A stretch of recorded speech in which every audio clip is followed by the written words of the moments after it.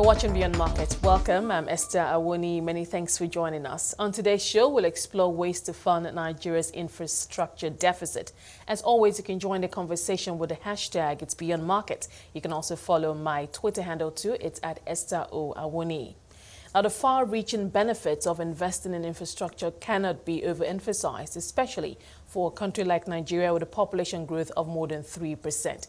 Bolaji Balogun, CEO of Chapel Hill Denham, joins me to explore innovative ways to fund Nigeria's infrastructure deficit. Bolaji, thank you so much. It's a pleasure to have you here today. Thank you very much. Now, this is always a topic, for discussion, Nigeria's infrastructure, because every year, and interesting thing is that every year there are different figures that we hear in terms of what does Nigeria need annually on infrastructure spend, to especially made up with population growth. So, but let me ask you, because sometimes I hear 10, 20, 30 billion US dollars, but let me ask you, how big is the gap right now, and how much do we need to spend annually? So of all the numbers that I mentioned, perhaps the most reliable one is really that 30 to 40 billion dollars a year over a 10-year period. And what was that number based on? That number was based on something done, approximately 9 years ago, which was the National Infrastructure Master Plan. This National Infrastructure Master Plan basically identified critical infrastructure projects which Nigeria needed to build and effectively priced those projects. The issue, however, is that that plan, developed 8 or 10 years ago, is now somewhat defunct. What do I mean by that? Your population has grown very significantly over the 8 or 10-year period. You've seen very substantial rural to urban migration shifts. You've seen very significant degradation of the infrastructure of the Northeast. So when you think about that plan today, some of your approaches and some of the critical infrastructure that you would put in that plan today would be slightly different. But there's also one fundamental thing which has changed, which is quite different from the way that plan thought about it. And that's really the incredible opportunity that we have around the technology industry, and why broadband needs to be a centerpiece of any infrastructure development in our country. So when you think about that plan today, my own estimates are that you probably find that even that number of 30 to 40 billion dollars may well be at the low end of the requirement.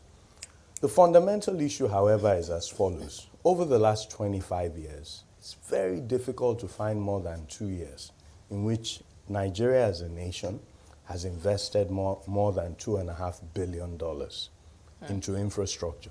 And the core of that infrastructure spending has been concentrated primarily in 2 areas. It's been concentrated in Abuja and in Lagos.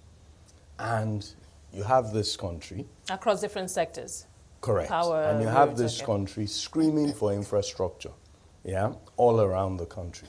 So what must we do? We very quickly need to recognize that you have population still growing above 3%. If population is growing above 3%, you have to trigger economic growth at somewhere around a proportion higher than that. So the economy needs to be growing, therefore, at 5, 6% or more if you are not to continue to create more poverty and more poor people, What are the things that can very quickly trigger economic growth and bring that multiplier effect? And the most central one is infrastructure. And infrastructure is also the foundation for the next most critical one, which is housing. So you therefore need to accelerate very quickly the spending on infrastructure. That then essentially provides the foundation for housing, and you will find that private capital can intervene in both segments. Okay, if I could just come in here. Now, obviously, talking about accelerating, the government obviously recognizes that and has said that it plans to increase this infrastructure spend, but it's going to seek both, while it will seek, also both domestic and foreign loans, it's going to seek long-term concessionary loans, where it will find rates, at concessionary rates. I think the first thing to say, and this is really part of why the approach and the thesis is incorrect, is that the government's wallet is completely inadequate to solve our infrastructure problem. So Nigeria's entire budget is 6% of the economy, okay? If the budget is so tiny as a fraction of the economy, it's pretty clear that the government does not have, and the government does not spend the bulk of that budget, mind you, on infrastructure. It's spending less than 20%. It spends 23% on capital expenditure, supposedly. But when you take out things like cars and computers and all sorts of other, things which I wouldn't describe as real capex, the real capex going into infrastructure, in other words, the budgets of the ministries of works, power, housing, aviation, and maybe some of the budgets of education and healthcare, the real amount going into infrastructure spending is less than 15% of the total annual budget. If the spend is so small, you quickly need to have a light bulb switch on in your heads. And that light bulb tells you that the government alone is not going to solve this problem. And once you realize that, you then need to focus on what must I do to attract private capital and to ensure that private capital, especially local currency private capital, is a key part of the financing mix. Why do I emphasize local currency capital? One of the key learnings, and I like to study economic history and development history in other parts of the world. One of the key learnings that I have found is that there is no single nation that has succeeded first and foremost without a rapid, consistent, significant investment into its infrastructure. If you do that, as China has proven, as a number of other countries, including Indonesia, have proven, you can lift hundreds of millions of people very quickly out of poverty. The second key learning that I found is that there is no major nation in the world that finances infrastructure sustainably, that the currency of its infrastructure debt is not its local currency. Yeah? Many of these nations don't even produce infrastructure assets, so they don't manufacture turbines or anything, but they finance their infrastructure primarily in the local currency. And there's a reason why. Most of the infrastructure is used and paid for in the local currency. When you finance it in dollars, what invariably happens is that you will reach a point where there's some currency shock or some devaluation, and there's a train smash, and you cannot increase the tariffs or the costs that users are paying by the extent of the devaluation, and you then create a problem. That problem is nowhere more evident today than in Nigeria's grid power. There are a variety of issues wrong with grid power in Nigeria today, but one of the most fundamental ones is currency. And until you solve that problem, you are never going to solve the problem of those 4,000 or 5,000. All right, so let's talk about how, obviously, capital markets, long-term, using capital markets and long-term patient capital like that, but using that, but in local currency. Good. Now. Yeah. How much of that are you seeing happening here in Nigeria now? So, financing infrastructure projects, but in local currency. Good. So first and foremost, I should say that, we're at the early stages of that. Okay, and people like ourselves have, have taken a leadership role because, my simple perspective is it's not enough to talk. You also need to do something, yeah? And what have we done? So we've created a local currency infrastructure debt fund. It's not something that's uncommon across the world, but it's the first one in Nigeria and in Africa, yeah? We call it the Nigeria Infrastructure Debt Fund, okay. Yeah? We launched it just over 2 years ago, okay? It's still somewhere around $100 million, but all in local currency. What we've been able to do is to get Nigeria's pension funds, and part of the beauty, the best pieces of legislation that this country has ever written is our pensions regulation, which has created a very strong domestic pool of capital in the pensions. The other beautiful thing is that the investment regulations allow them to invest in certain infrastructure assets. So what have we done? We've created this fund. This fund raises money from them and then finances infrastructure projects over the long term. It is today the only source of 10 to 15-year Naira, if you're looking for that sort of length of Naira for infrastructure financing in the country.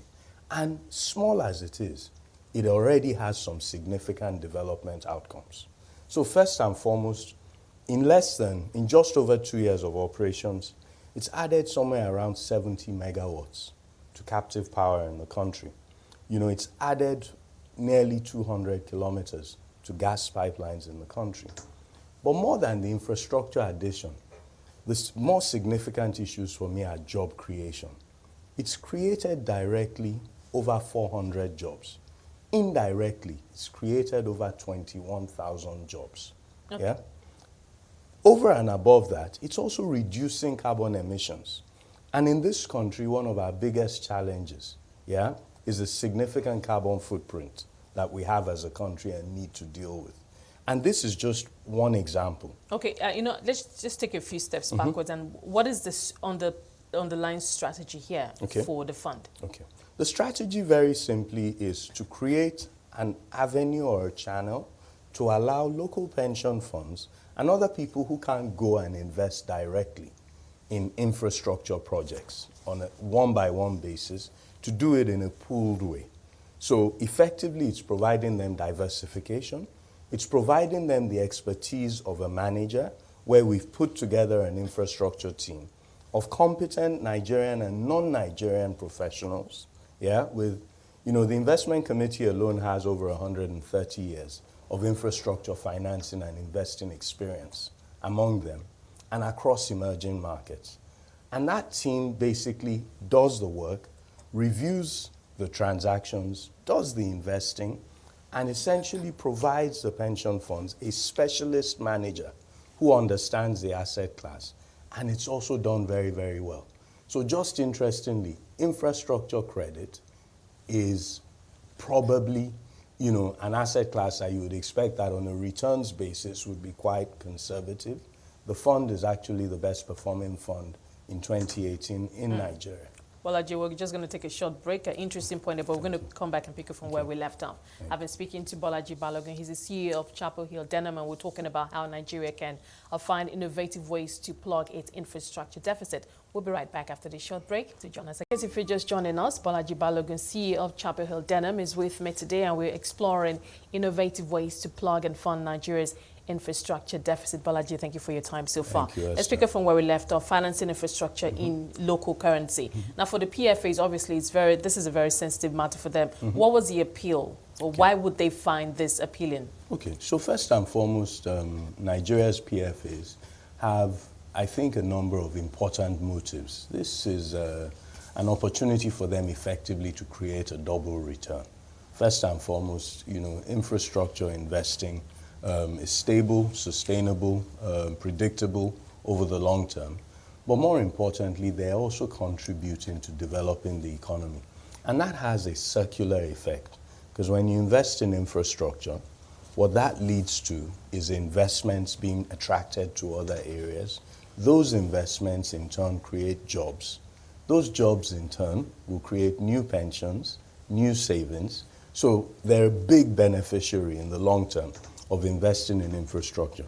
But beyond that, it's also important to you and I that our pension is working for us. And I think if you and I retire, and whatever money we have in our pensions account, we can't even travel easily to our villages, or across the country, then very, very clearly our pensions have not done the right work they should do for us.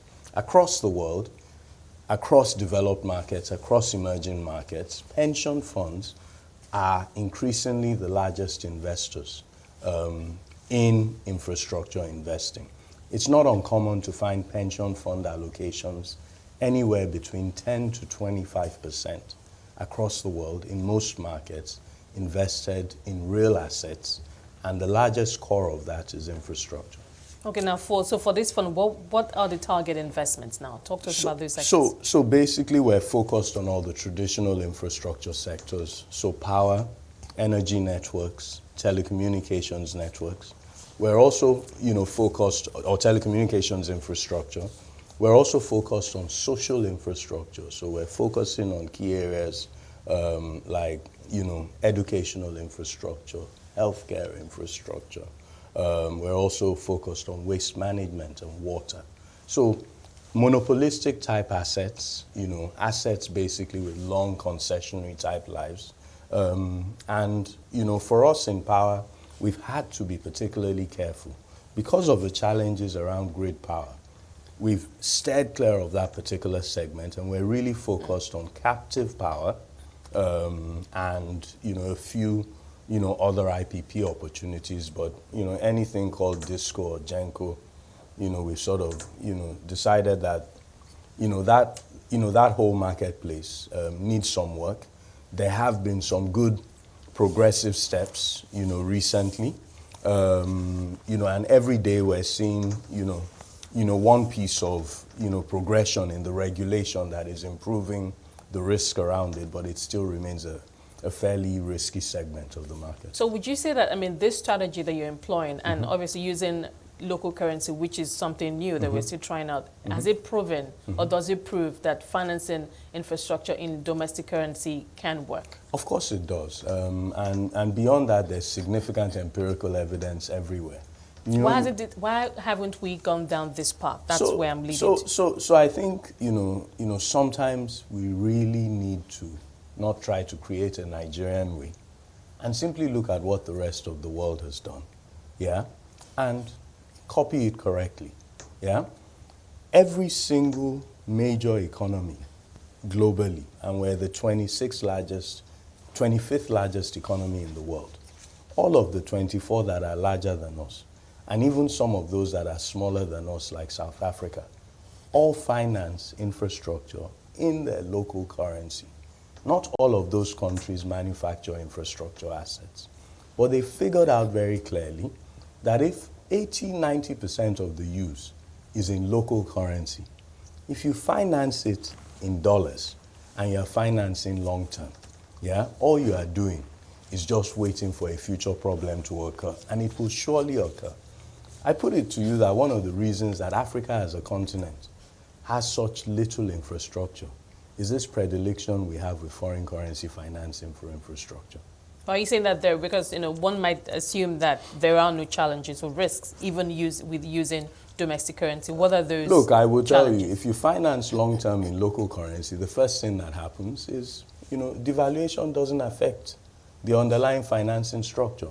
There are two fundamental risks across the world that are prevalent there are major other risks, but the two most prevalent risks in infrastructure financing everywhere in the world: currency and tenor. If you finance long-term in the local currency, you've taken out 80% of the risk, and the infrastructure, therefore, if you have built it and if it will work, is sustainable. And this is really the issue, I'll give you a simple example. If you bought a power plant from the government in 2014 under the Jonathan administration, and they asked you to pay $200 million for it. When you bought that power plant, you were owing, let's say you financed it 100%, you are owing 32 billion naira. You wake up one morning in 2017, and we have devalued the currency, okay? The same power plant that you thought you were owing 32 billion naira on, because the exchange rate is now 360, you're owing 72 billion naira. The tariff has not changed. The value of your power plant has not changed, yet your debt has ballooned. Who has a problem? They might think you, the owner of the power plant, has a problem, but actually we all have a problem, and I'll explain why. Because your problem will create a problem for the banks. That problem will create a problem for the government. That problem creates a problem for the people because we have no power. So at the end of the day, who has suffered? All of us. And simply doing it in the right currency ensures that it will be sustainable. The worst that happens when you do it in the right currency is you get to the end of the tenor of the debt and you haven't repaid the debt. You would have repaid most of it. Whatever is left, you refinance it out. But it's in the right currency. It is not susceptible to any kind of currency shock. Okay, so what is the plan to increase, the stock, increase the funding right now? 100 million, if you look at the quantum So the first thing you and I know is that our domestic pensions are growing somewhere around 25–30% a year. So this will become one of the largest pension markets in the world. I certainly estimate that conservatively, somewhere in the next 7 to 10 years, this will be a $100 billion pension market. If 10 to 25% of those local pensions alone, and pensions will not be the only pool of savings, there will be other pools of savings, domestic savings created over the next decade. If 10 to 25% of those pools of savings are invested in financing infrastructure, local currency financing would have played a critical role in financing significant pockets of infrastructure in the country. That's not to say there will not be foreign capital. That's not to say there will not be foreign capital in equity, in dollars, or in other currencies. But ultimately, the core of the debt needs to be in local currency. Is there a recognition on the part of the government, the value in this?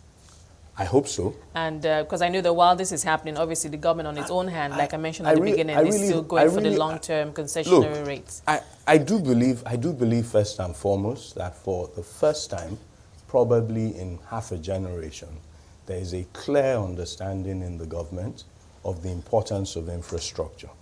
To my mind, where there has been a bit of a challenge is really to understand the linkages that infrastructure delivers, first and foremost, and to understand the levers that you have to pull to attract sustainable multiplier capital. What the government has been doing is the government is taking its own dollar and spending that $1, rather than using that $1 to catalyze $8 to $16 of other money and creating a sustainable financing structure where that dollar multiplies other capital and attracts other capital and allows the government be able to finance aggressively significant volumes of infrastructure. Speaking about attracting other types of capital, what about, development finance institutions? Are they playing a role? Are they part of this too? So I have to be quite candid, and I say it to many of the DFIs. I think that unless the DFIs are prepared to recognize the primacy of financing in local currency in Africa, they will continue not to play a really substantial role. They might argue differently, saying that we put a lot of money into infrastructure across the continent. No. I think you have to look at the facts. So let's just look at Nigeria. Over the last 5 years, what critical infrastructure of size and scale has been built in Nigeria? I can tell you. One power plant, Azura Edo. Okay? Aside from Azura Edo, nothing else. Right? And Azura Edo, yes, does have some DFI participation, but it's all in dollars. And it's not enough. It's 400 odd megawatts of power, 540, I think, megawatts of power, when we should be aiming to add 2,500 to 3,000 megawatts of power. Okay, so how can we unlock more capital? How can we get more private capital? So by the private PPPs, how do we... So firstly, it requires the government to understand that its own role is not to be the only piece, is not to use its balance sheet alone, but to recognize that it must use its own balance sheet as a catalyst.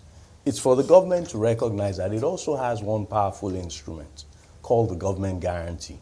And it must not be afraid to use that guarantee. Because if you use that guarantee in a properly procured scenario, and what do I mean by that? If you got the right people to build the infrastructure asset or to develop it, and you're certain that it is going to be built, then utilizing that your government guarantee to guarantee the debt, right, is literally an incredibly catalytic, piece of power that the government has.